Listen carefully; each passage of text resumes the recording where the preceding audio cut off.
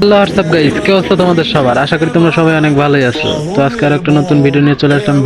এই ভিডিওটা হচ্ছে গিলিজ ভিডিও। তো দেখো মেসেজ অপশনে কিভাবে আমি গান নিয়ে ঢুকে যাই। তো তোমরা ভিডিওটা পুরোপুরি দেখতে থাকো এবং চ্যানেলটা সাবস্ক্রাইব করে দিবা। তো চলো ভিডিওটা স্টার্ট করা যাক। দেখো আমি মেসেজ অপশনে কিভাবে গান নিয়ে যাই এবং কি টিক্সটা তোমরা খাটালে তোমরাও এখনো টিক্সটা ওয়ার্ক করে। তো চলো এখানে সেটিংসে চাপ দিবে, সেটিংসে চাপ দেওয়ার পর সেন্সিটিভিটি যাওয়ার পরে টেলিং ডাউন অপশন আছে, টেলিং ডাউনে চাপ দিয়ে দেবে, স্টার্ট হয়ে যাবে।